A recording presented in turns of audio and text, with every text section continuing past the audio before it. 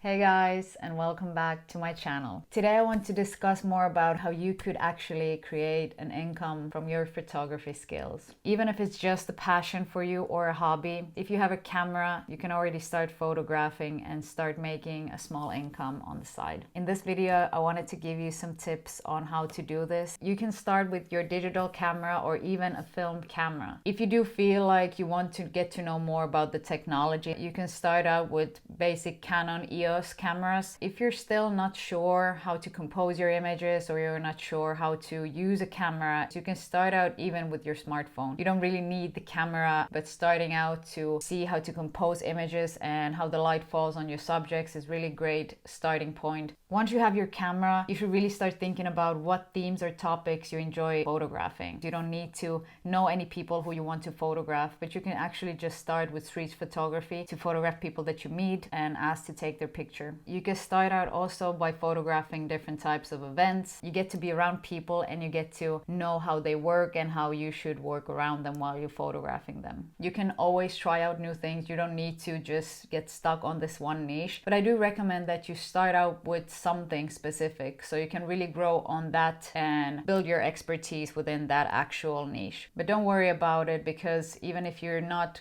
quite sure what your niche is, you can always come back and then try out something else. But deciding on some niche that you're actually interested in will help you stick to going to one direction, because if you want to photograph everything, there's also difficulty in finding your own voice because you will be spreading yourself so thin to all of these different niches. Tip number 3 is to build your portfolio. Our portfolio is our business card that we provide for our customers and people who want to work with us or buy our services. So once you are able to build this portfolio and you have enough of material of different types of photo shoots, or then editing your portfolio to be only about specific photos. After photographing for a bit, you start to see that you have more and more specific images. So start to build a portfolio that has all these images composed well. So try to show your expertise and skills as vastly as you can. I would still stick in specific niche pools. So in this case, I shoot portraits. So I usually only choose images that are relevant to the field that I am in. Because if your portfolio would be filled with all types of images, it usually just communicates that you are not quite sure what is your correct field or where are you actually heading towards.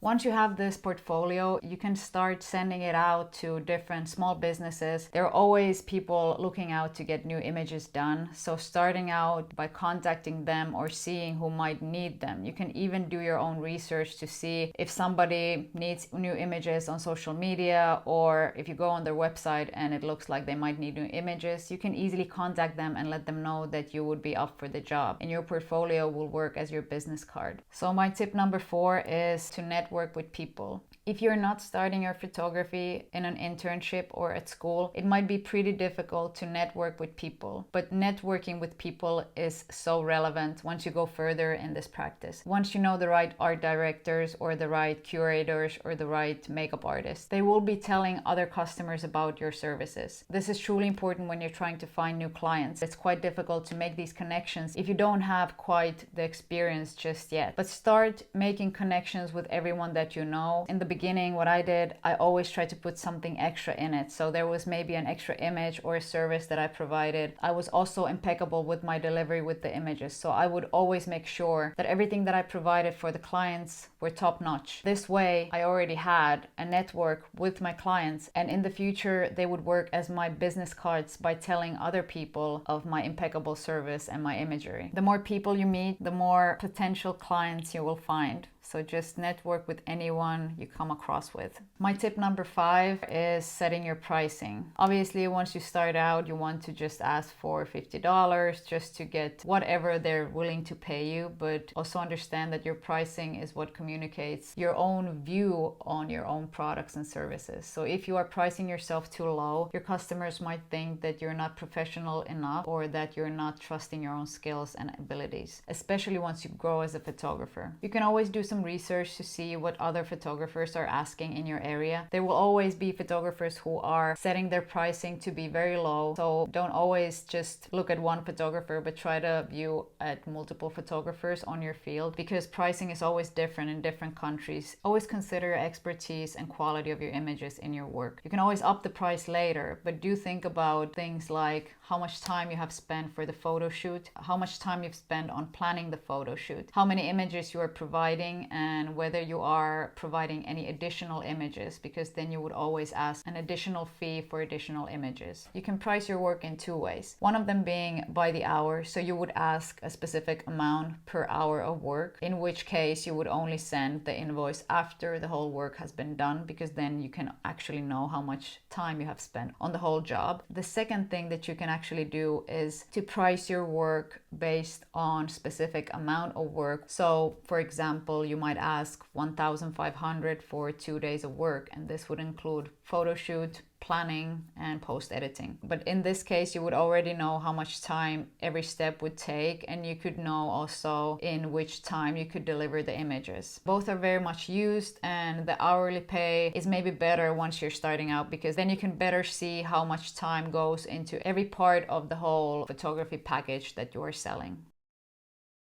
Market yourself. This is something that people are not quite doing, because they think that once they set out a website or online portfolio, people will just contact them and find their work. And even if you would have the most professional looking website, but if you are quite starting out, you really need to just sell yourself to your clients. But do create social media accounts like Instagram and TikTok if you can, because people finding you through there, they will clearly see what you're doing, how you're doing it, and what kind of services you offer. And they can see through your visuals if your work is what they're looking for, because this needs to be a match for the both of you in order for them to want to purchase any products or any services from you. A website is the first professional way of marketing yourself, because you can then make a business card or start adding your website on your email signature, but also social media like Instagram, because it works as a portfolio for your customers, and then they can also see how you work if you're posting on stories or just providing insight on who you are as a photographer. They can truly see whether they want to work with you. Also, setting up a website, you can do this on Squarespace, or you can do this on Tumblr even. Something very simple with your contact info. One more thing, once you do the actual website or start marketing yourself, try to choose images that communicate the most of who you are as a photographer. Don't try to add everything to show that you've done a lot of work, because your clients might feel overwhelmed of too many images. So you have to kill some of your darlings and just choose the ones that you think are the best. And after that, you edit your images, and you can then start marketing yourself with the best images that you have. Quality is not usually in the quantity. Once you get your camera, start photographing, create some sort of social media presence, and then start to market yourself through that, you are able to attract more clients. But it's small steps, guys, so there are no shortcuts in this. You get better with it, and then eventually you notice that people are actually wanting to work with you because you're creating great images. Remember to find your signature visuals, so you can be inspired by a lot of photographers, but thinking about who you are and what you want to communicate in your images is way more important. I hope you enjoyed this video, and I'll see you next week.